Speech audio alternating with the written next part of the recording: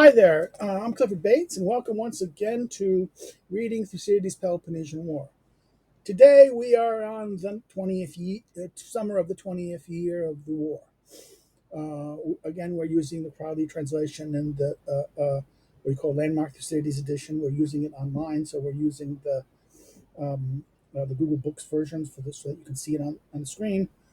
Um, and today we're kind of and this is the last. We're in the last book. We're in the last couple sessions of book 8, which remember we have to understand that Thucydides doesn't complete the whole war, and this is he'll get to the summer of the 21st year, and that's where the book kind of ends there.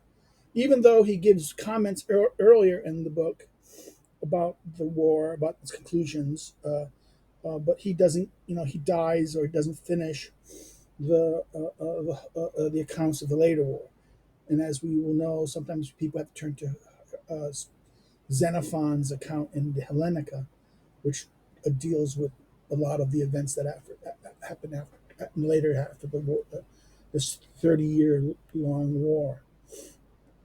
We turn to we left off in the winter of the 19th year in chapter 8. No, chapter 6. And now we're going to turn to chapter 7, which begins here. At the beginning of the next summer, the Chians were urging that the fleet be sent off, being afraid that the Athenians, from whom all these embassies were kept a secret, might find out what was going on. And the Spartans at once sent 3 Spartakites to Corinth to haul the ships as quickly as possible across the isthmus from the other sea to that on the side of Athens, in order to order them all to sail to Chios, including those which Aegeus was equipping for Lesbos, not accepted. The number of ships from the allied states was 30 in all. Meanwhile, Calligetus and Temagoras did not join on behalf of Phanabazus. Yeah, Phanabazus. This is probably the Persian name. In the this a Persian name, and therefore one of the guys in the expedition to Chios, or to give money, 20 or give the money 25 talents, which they had brought with them to help in dispatching a force, but determined to sail afterwards with another force by themselves. Aegeus, on the other hand, seeing that the Spartans bent on going to Chios first, himself came to the same view, and the allies assembled at Corinth and held a council, in which they decided to sail first to Chios, under the command of Chalcidius, who was equipping the 5 vessels in Laconia, and then to Lesbos, under the command of Alcamides, the same whom Aegeus had chosen, and lastly to go to the Hellespont, where the command was given to Clearchus, son of Ramphias. Meanwhile, they would only take half the ships across the isthmus first, and let these sail at once, in order that the Athenians might less notice this departing squadron than those who would be taken off afterwards. For no less had been taken to keep this voyage secret, through contempt of the impotence of the Athenians, who had yet no fleet on account of any account upon the sea.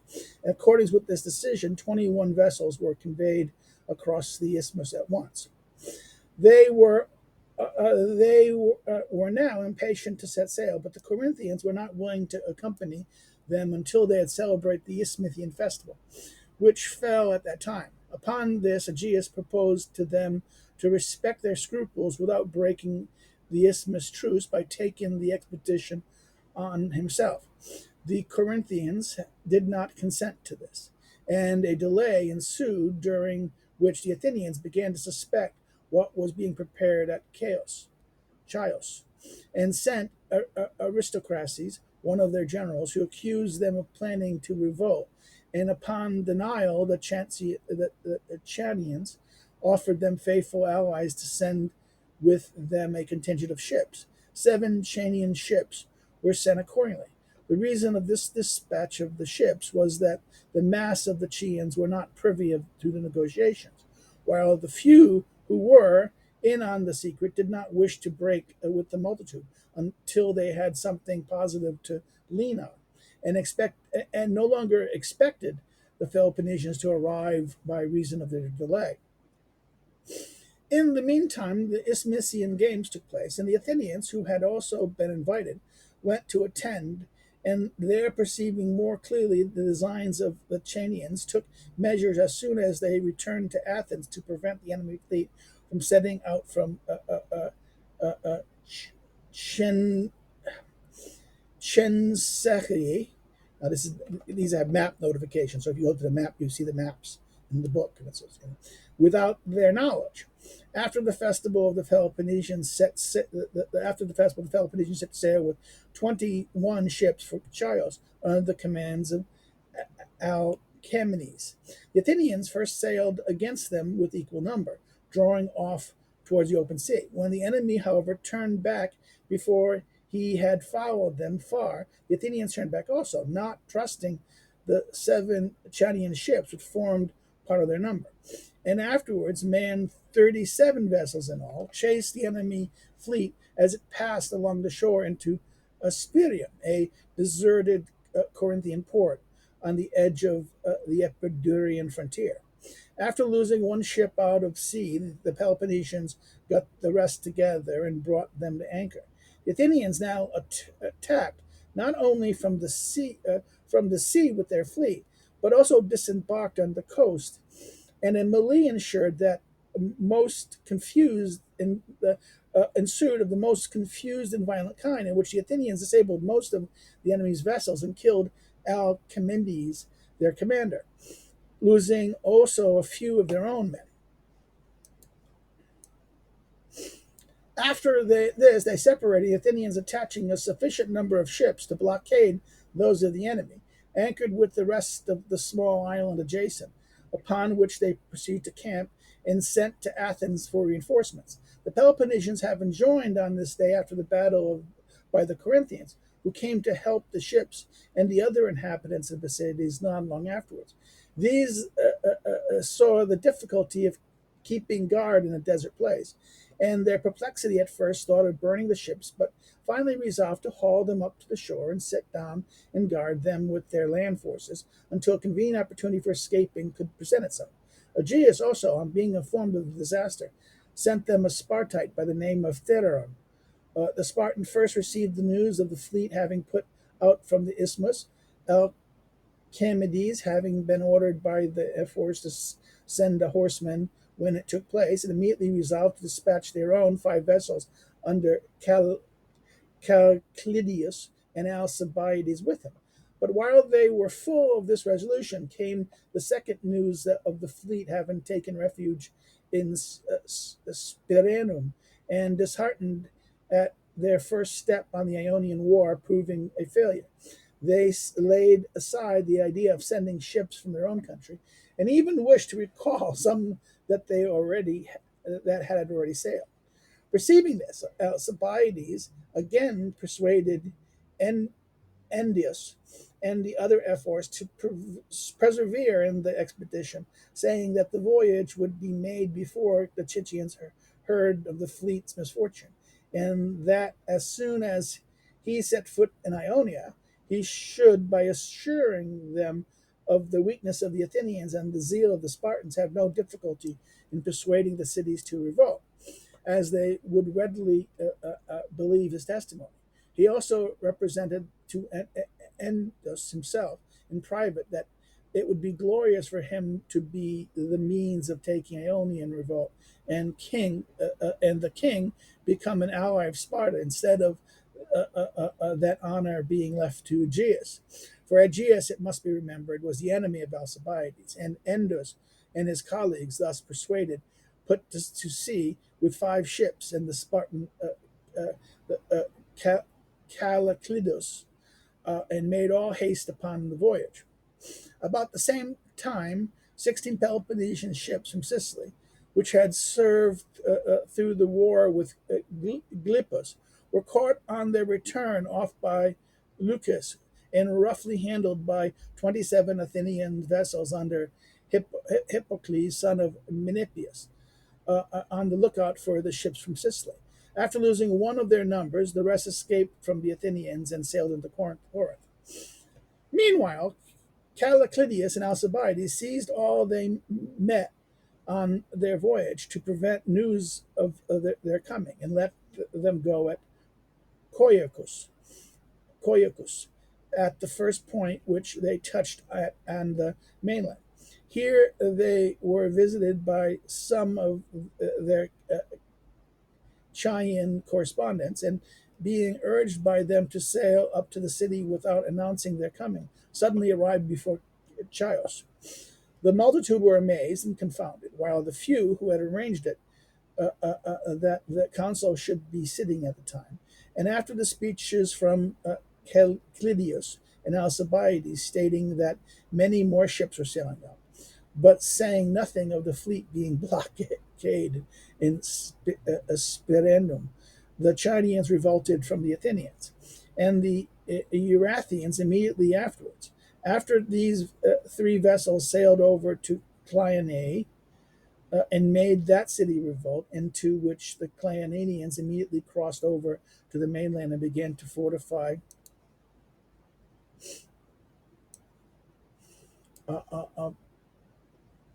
Polyachna, and in order to retreat there in case of necessity from the island which they dwelt. While the places that are revolted were all engaged in fortifying, preparing, and the news of Chios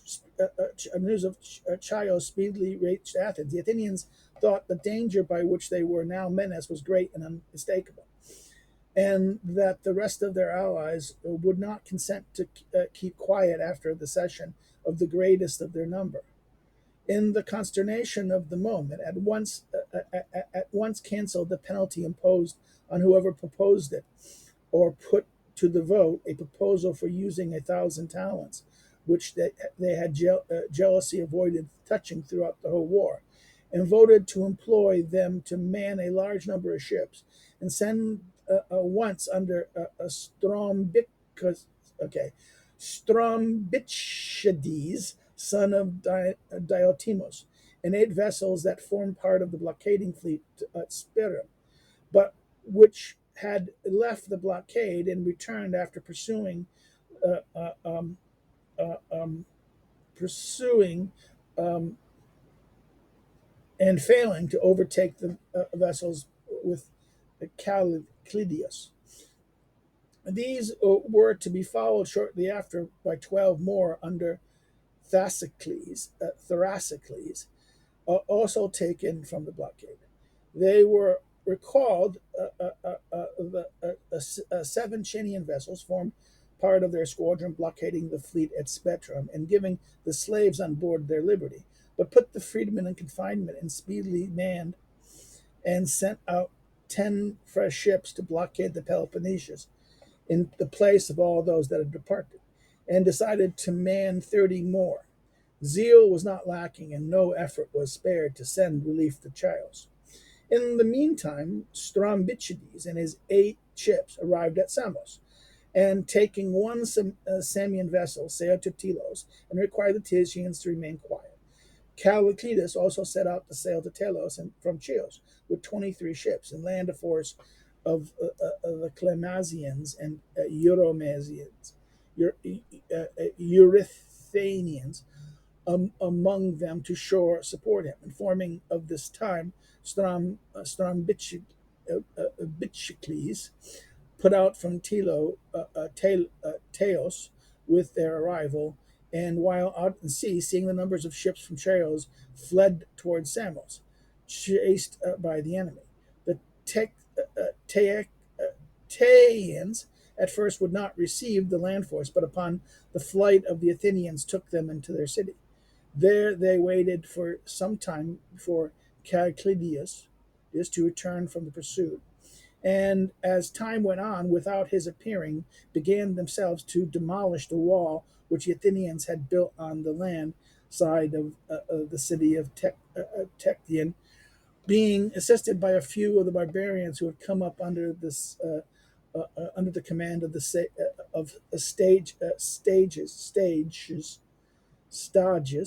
the lieutenant of Thisaphernes.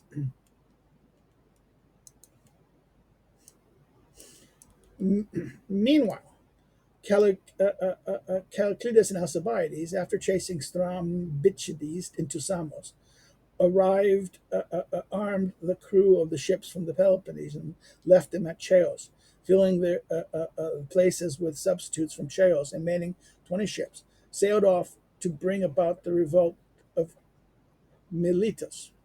The wish of Alcibiades, who had friends among the leading men of the militians, was to bring over the city before the arrival of the ships from the Peloponnesus, and thus, by causing the revolt of as many cities as possible with the help of the Chian power of Chalcidius, to secure the honor of the Chidians and himself, and Chalcidius, and as he had promised for Endus, who had sent them out. Not discovered until their voyage was nearly completed, they arrived a little before Strambicicles and Thrasicles, who had just come with 12 ships from Athens, and joined Strambicicles in pursuing them, and brought about the revolt in Mytilus. The Athenians sailed up close on their heels with 19 ships, found Mytilus closed against them, and took up their station on the giant islands of Ladi. And the first alliance between the king and the Spartans now concluded immediately upon the revolt of the Messalians by Thisarepes and Calclidides, and was thus as follows. The Spartans and their allies made a treaty with the king and the Thessalians upon the following terms: whatever country or city the king has, or the king's ancestors had, shall be the king's, and whatever came into the Athenians from those cities, either money or other things, the king and the Spartans and their allies shall jointly hinder the Athenians from receiving either money or any other thing. The war with the Athenians shall be carried on jointly by the king and the Spartans and their allies, and it shall not be lawful to make peace with the Athenians lest both agree, the king on his side and the Spartans on theirs. If any revolt from the king, they shall be the enemies of the Spartans and the allies. And if any revolt from the Spartans and the allies, they shall be the enemies of the king in the like manner.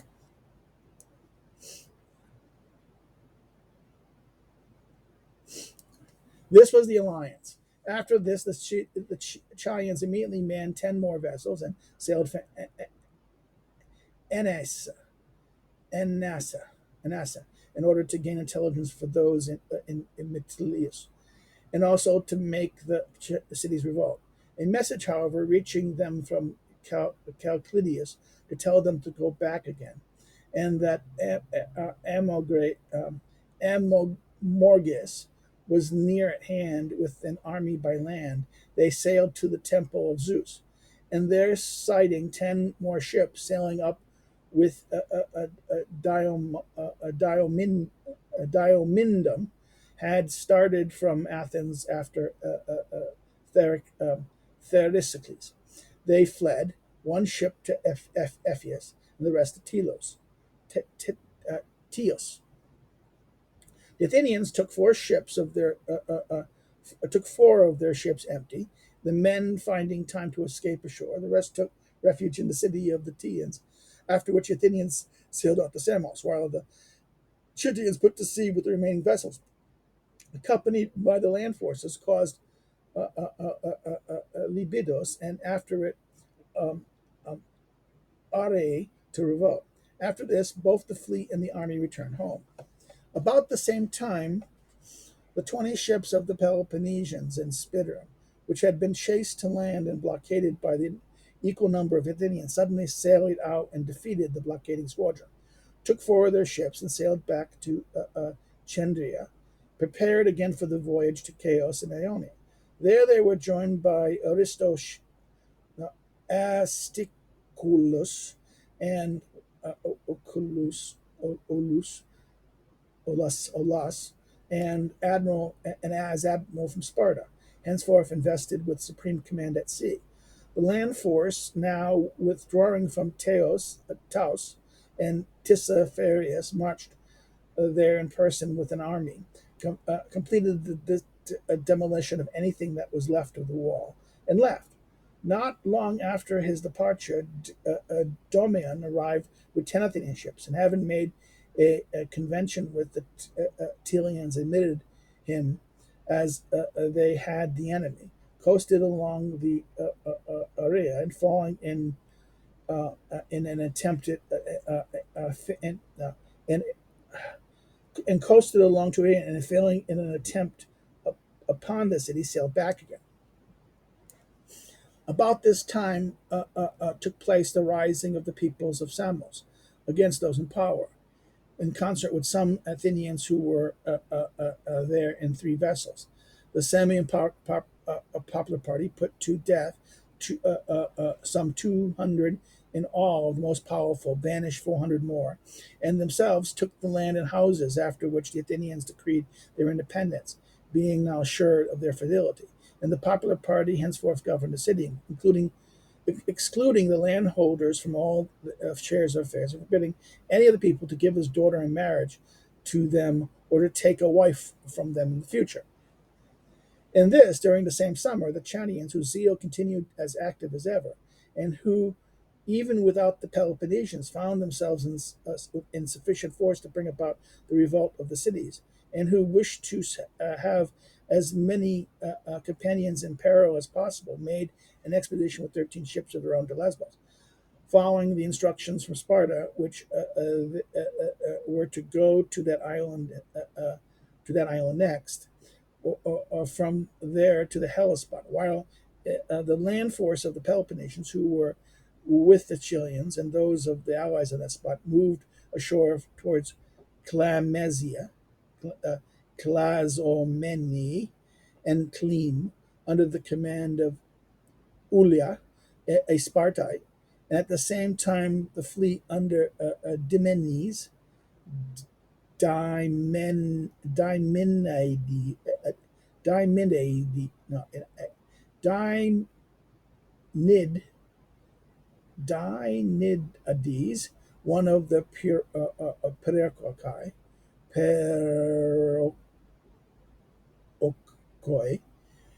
the first sailed up the Methodema and caused it to revolt, and leaving four ships there, with the rest procured the revolt of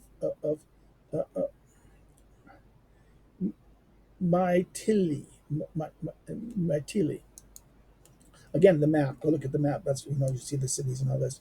Right. This is the Spartans and their Alcibiades' idea, convincing one of the Spartan kings, not Aegeus, but the other one, to go create the revolts and what he did was he got the Chians to do a lot of the actions themselves. So to kind of get a set, and they made a deal with the Spartan king. Right now, this is how the Chians are kind of like taking the lead. Right. In the meantime, Aristotle. Okay, Arist, no, no, Ast, Astolich,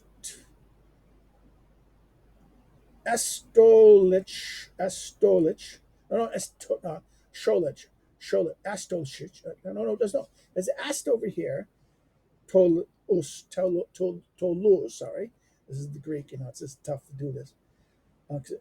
The Spartan admiral had sailed from Cren, Crenchale with four ships. Again, check the 1A, these maps.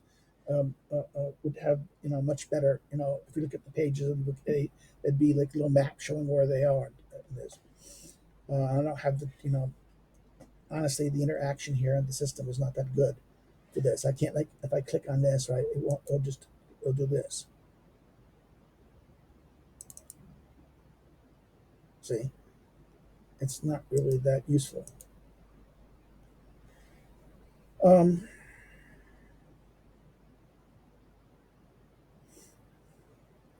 on the third day after his arrival, the Athenian ships, 25 in number, sailed to Lesbos under Diomon and Leon, who had recently arrived with a reinforcement of 10 ships from Athens.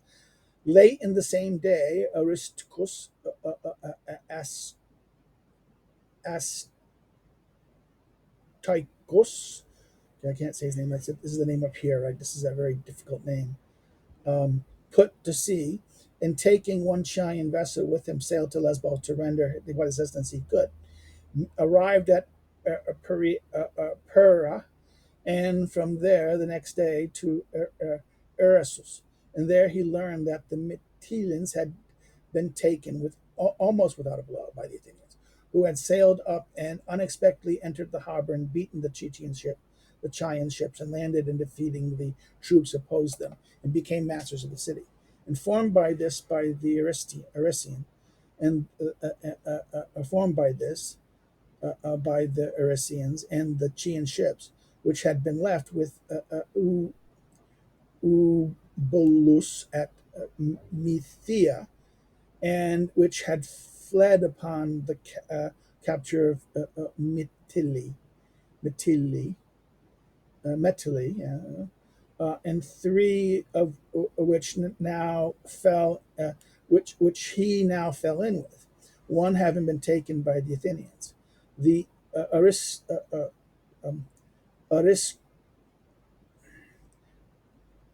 Astoricus Ast Ast Ast Astkoios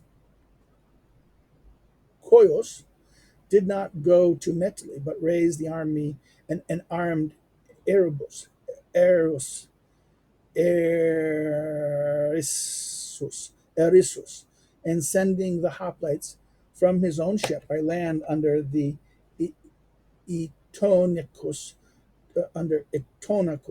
this is the name of the Spartan or the man, to Anistia, Antisea, and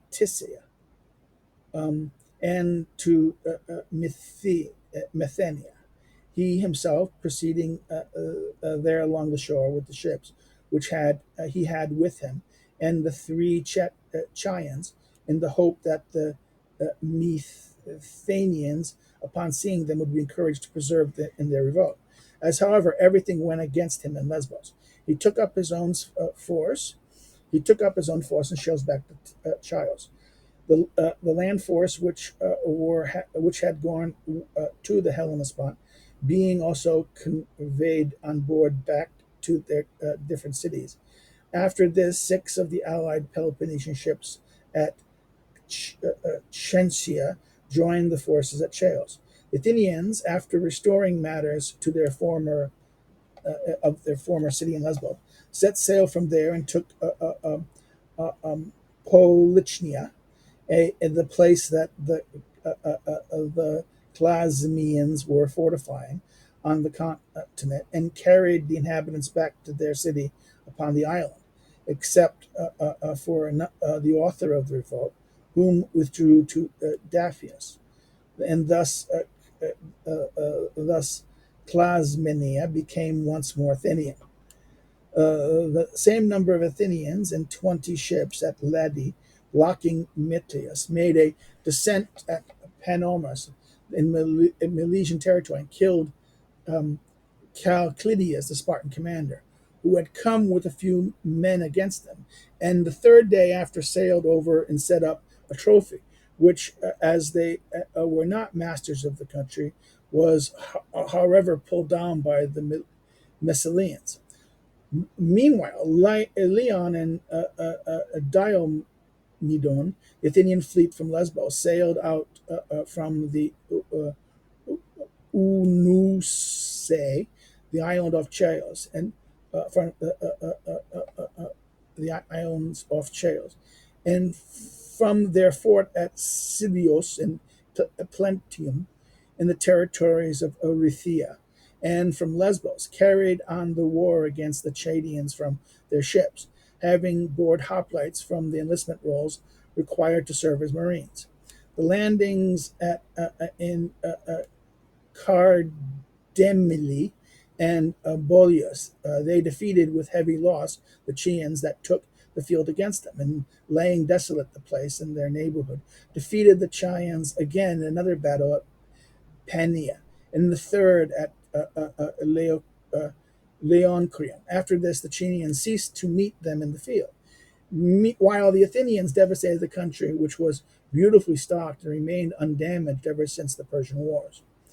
Indeed, after the Spartans, the Chians were the only people that I have known who knew how to be wise in prosperity, and who ordered their city the more securely and the greater it grew. Nor was this a revolt in which they might seem to have erred on the side of rashness, ventured upon until they had numerous and gallant allies to share the danger with them, and until they perceived that the Athenians, after the Sicilian disaster, were themselves no longer denying the thoroughly desperate state of affairs, as if they were tipped by one of surprise, upon which upset human calculations. They found out their mistake in the company of many others who had believed, like them, in the speedy collapse of Athenian power. While they were blockaded from the sea and plundered by land, some of the citizens undertook to bring the city over to the Athenians. Learning this, the authorities took no action themselves, but brought Aristoclus, the admiral from Rethe, with 4 ships that he had with him, and considered how they could more quietly, either by taking hostage or some other means, put an end to the conspiracy.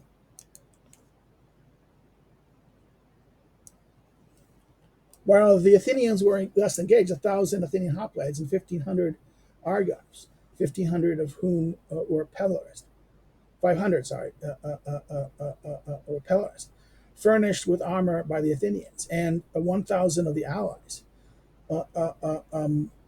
towards the close of that summer, sailed from Athens in 48 ships, which some of which were transports under the command of Pernicius, Onomacles,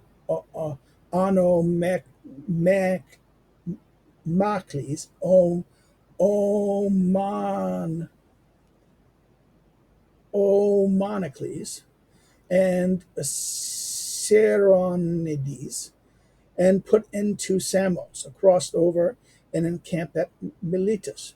Upon this, the Miletians came out in number of 800 hoplites, with the Peloponnesians who had come with Calclidius, and some foreign mercenaries of the Thysapharians,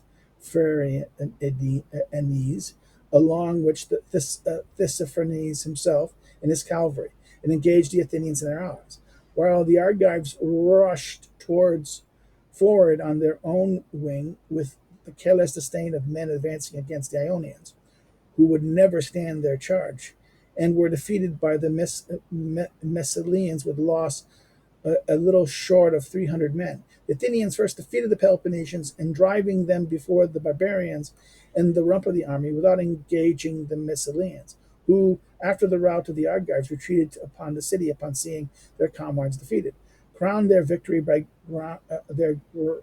rounding their arms under the very walls of Mytilus. In this Batid,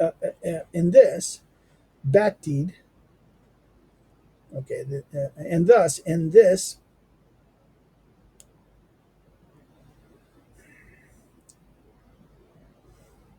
battle, this is a typo, I think. In this battle, the Ionians on both sides overcame the Dorians. The Athenians defeating the Peloponnesians opposed them, and the Melians against the Argives.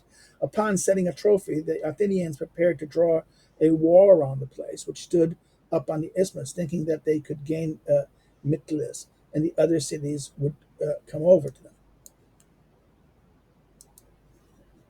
Meanwhile, About dusk, word reached them that 5 ships from the Peloponnese and Sicily might be expected at the moment. Of these, the Sicilians, urged principally by the Syracuse Hermocrates to join in giving a fleshing bow of power to Athens, furnished 22, 20 from Syracuse and 2 from Selinus. And the ships were preparing in the Peloponnesian, being now ready. Both squadrons had thus been entrusted to Theramenes, a Spartan, to take to Aristoclus, the admiral. They had now put in at first Lero and off the island of Miltius, and there, discovering the Athenians were before the city, sailed into the Asiatic Gulf in order to learn how matters stood at Mytilus. Meanwhile, Alcibiades came on horseback to Theciliosa in the Milesian territories, at the point of the Gulf, in which they had put in for the night, and told them of the battle in which he had fought in person by the side of the Metians and the Thessalonians, and advised them, if they did not wish to sacrifice Ionia in their cause, to hurry to the relief of Mytilus and hinder its investment. Accordingly, they resolved to relieve it in the morning. Meanwhile, Phrynichus and the Athenian commander had received precise information of the fleet from Leros, and when his colleagues expressed they wished to remain at sea and fight them out, Flat refused either to stay himself or to let them or anyone else do so if he could help it.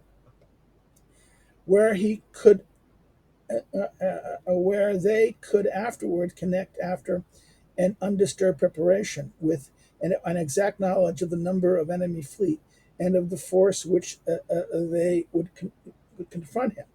He would never allow the reproach of disgrace to drive him into a risk that was unreasonable.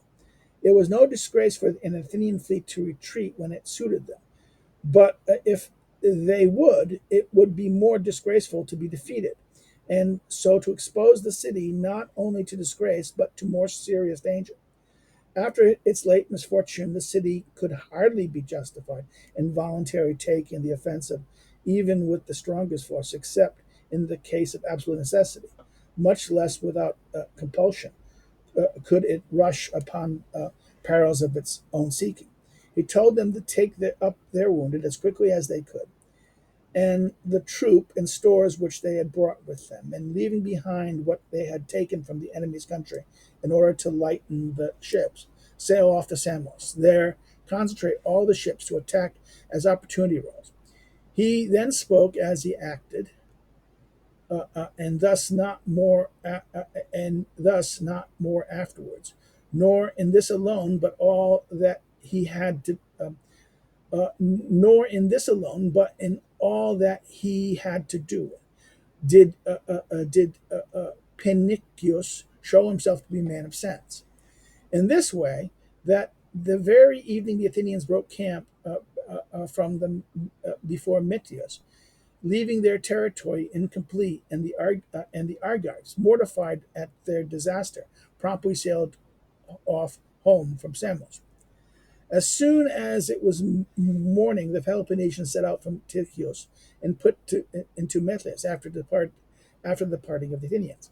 They stayed one day, and on the next took them the Chenchian vessels originally chased into the port with Chalcidius, and resolved to sail back for the tackle which they had put on shore at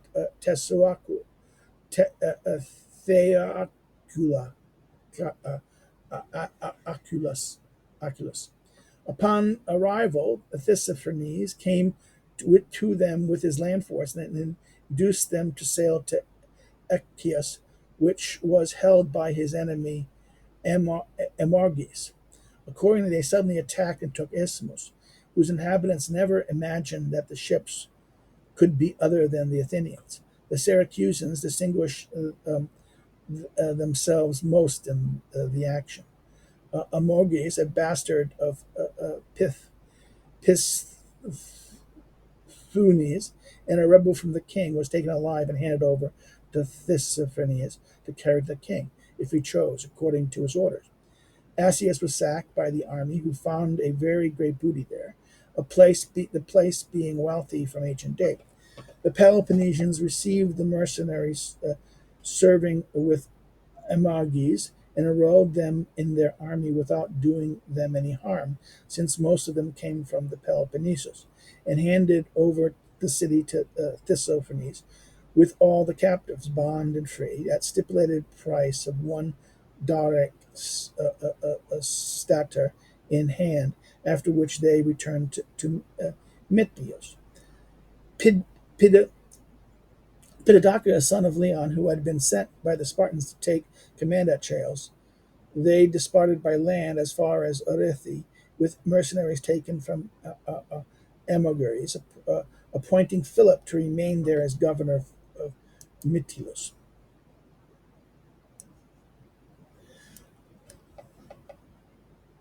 And I think this will be, yeah, this is this ends the summer.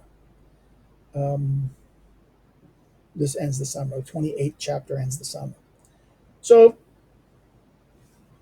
um, we have a situation where the Spartans and the allies of the Spartans are creating revolutions all through the revolts in the Spartan city. This is a plan of Alcibiades, made a pact with the Persian king, and now they've, you know, the Athenians defeated them in a bunch and were at the city of Mytilus.